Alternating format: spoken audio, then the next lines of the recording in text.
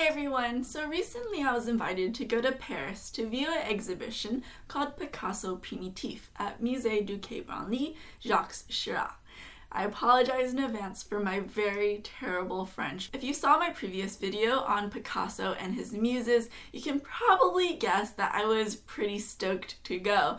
Regardless of what you think of the man or the artist himself, whether you like his art or not, it's hard to deny that he is perhaps one of the most influential, most prolific, and most important artists of the past 100 years. The show is the first of its kind, a collaboration with Musée Picasso to explore the development of Picasso's work, which are shown right alongside with indigenous, non-Western art. It was certainly very eye-opening, and I want to share with you what I've learned. To give you a background on the museum itself, it's a fairly new museum in a city of legendary museums like the Louvre and the Musée d'Orsay. It's only about 11 years old and it's right next to the Eiffel Tower. In fact, you get a lovely view from the rooftop restaurant. It's this massive red contemporary structure that is quite the contrast from its Osmanian neighbors with which it shares its walls.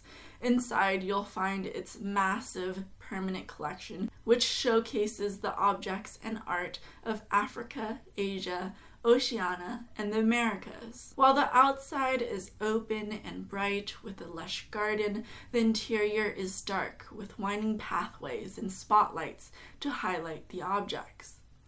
In part, this helps conserve certain objects that were made without the intention of lasting very long, but it also creates this sort of mystery about these foreign objects. I want to take a pause here to discuss a couple of things. In particular, I want to talk about what it means for this non-Western museum to be showcasing the work of a European man and his interaction with non-Western art. It's an incredibly complicated situation, but I actually think the museum and the exhibition takes great care to address this. To give you a little refresher, during the early 1900s, when much of this work was made, France, along with a number of other European countries, had already been busy building one of the largest colonial empires for the last 400 plus years. It was basically a race to see which country could get the most land around the world for, of course, the prestige, but also to control key trading routes, land, and raw materials. It was also seen as sort of this moral mission to lift these primitive peoples by giving them a more sophisticated language, culture, and guiding them to the light of Catholic religion. Jules Ferry, the leading proponent of colonialism, declared, "The higher races have a right over the lower races. They have a duty to civilize the inferior races." Now we can see how there's already a lot of problems here. First of all, with the use of words like primitive, inferior, even the use of the word non-Western, which casts Western as the norm. It's a very European-centric perspective. Now, there was a great interest on the part of France to show off all the great work that they've been doing for the world, so there was a number of occasions where objects from these places were brought to Paris for exhibition. In fact, if you look into the history of the collection of this museum, it comes from mainly three sources. One is the Musée de l'Homme, or the Museum of Man, which is an interesting name, and that is the descendant of the Musée d'Ethnographie du Trocadero. I don't know how to say anything. Trocadero. Found in 1878, which had been built for the third Paris World's Fair the same year. That's the fair where major countries came to showcase their new technologies, like Alexander Graham Bell's telephone and Thomas Edison's megaphone and phonograph. But it also had a very popular human zoo called the Negro Village, comprised of 4,000 indigenous people. So you can tell from that the attitude towards these people was kind of terrible, really. Awful, just awful. Quite literally turning them into circus acts. Come see these primitive and exotic people from the past. The second major part of the collection comes from the National Museum of Arts of Africa and Oceania, which began as the Colonial Exhibition of 1931. And that was an attempt to show off the diverse cultures and resources of France's colonial possessions, to highlight how their relationship with their colonies was mutually beneficial, and then really downplaying the claims of them assimilating these colonial societies. A lot of these objects, including ones in the museum's collection today, we have no idea of how they were acquired.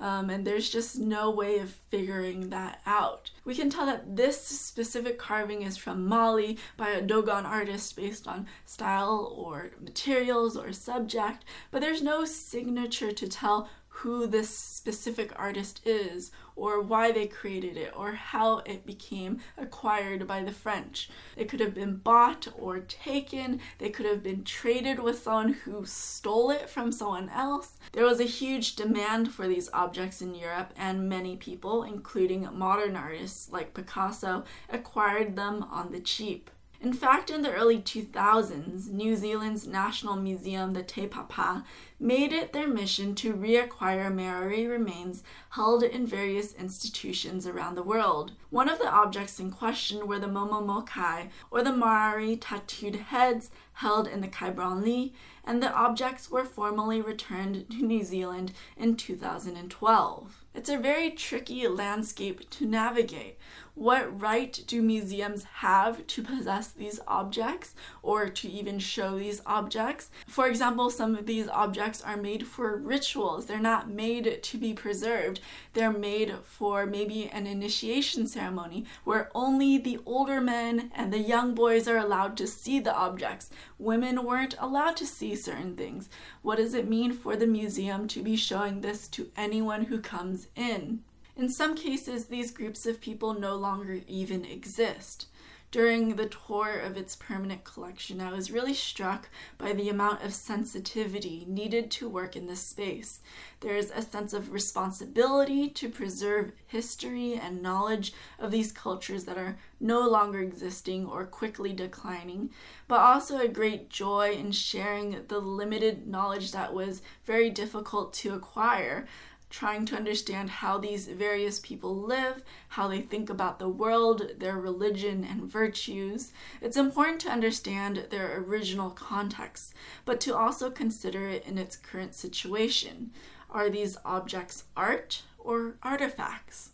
The third major source for this collection are newly acquired objects, and thankfully today there's a lot less shadiness. They're much better documented and there's more of a process. But especially when it comes to large institutions like this, they're a lot more thorough and sensitive and selective in this process. That being said, the museum in Trocadero was very popular among modern artists, including the man in question today, Pablo Picasso. While it's extremely easy to go down this path to talk about cultural appropriation and discuss the visual similarities between Picasso's work and non-Western art, the show, however, takes a very interesting approach. The exhibition is split into two categories that approaches the relationship from two different ways. The first is chronological and follows key times in which Picasso comes into contact with non-Western art. Many of these objects are actually on display, like the first object he acquired, a tiki from the Marquesas Island, and the Niven-Bombao body mask, a gift from Matisse, which Picasso refused to take until Matisse's death in 1954. After Picasso's visit to the Trocadero Museum, he apparently reworked his famous Les Demoiselles d'Avignon. The faces of these women are often compared to African masks. He is quoted by François Julot in Life with Picasso, saying, "When I went for the first time to the Trocadero Museum, I stayed and studied.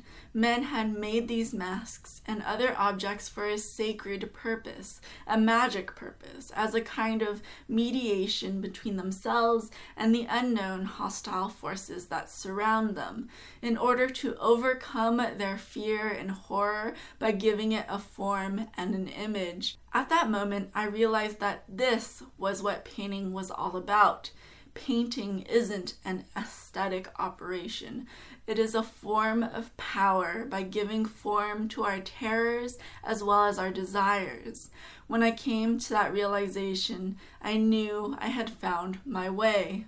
A big argument of this show is that Picasso was not simply visually inspired by these objects. In fact, he had said that he wasn't even aware of Negro art, the term used to refer to objects that were not just African, but basically anything that wasn't European or Asian. He wasn't interested in the exoticism of these objects and instead identified with these works as equal works of art that spoke to him deeply. The second part of the exhibition approaches this by exploring the similarities in stylization and themes. First, through archetypal body positions like nudity, verticality of the human form, and the simplification of the body into sign.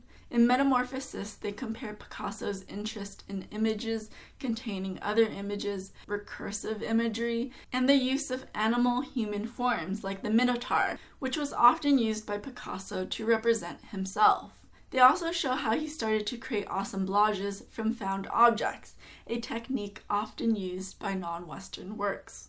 In the third and final category, id, they discuss the primal nature shared between these works, the importance of urges and instinct. He was fascinated with the gaze, the face, mouth, and genitalia. As he abstracted and distorted them, they become especially gruesome during times of war and when the artist struggled with loss.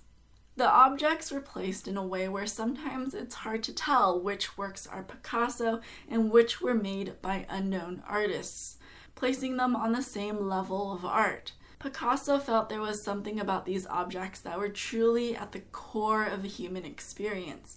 Photographs show that he had collected and kept these objects intermingled with his work throughout his studio, and quotes show his admiration, respect, and even fear of the power of these objects. The title, Picasso Primitif, isn't just a nod to the weight of the term in art history, but rather refers to that initial, deepest, and most fundamental part of the human experience, which is understood by all. And this, they argue, is what Picasso deeply identified with in these non-Western objects. It was through conversations with these objects that Picasso was able to break free from formal Western approaches and change the course of modern art. I hope you guys enjoyed this video. If you did, please do me a huge favor by giving it a thumbs up and subscribe to this channel, Little Art Talks. If you want to keep riding that Picasso train, I do have another video that covers Picasso and his various muses, his lovers, his women, his wives, things like that. A huge thank you to the museum Quai Branly. I apologize for my French again, but they were amazing. It was such a good tour. I had such a great time and the tour was just spot on. If you are in Paris or visiting Paris this summer, you should definitely go visit. Picasso Primitif will be up until July 23rd, 2017. So I hope you guys will have a chance to check it out. And if you missed the show, they have other wonderful exhibitions. The permanent collection is also fantastic. So I hope you'll have a chance to check it out. As always, thank you guys so much for watching, and I'll see you guys next time.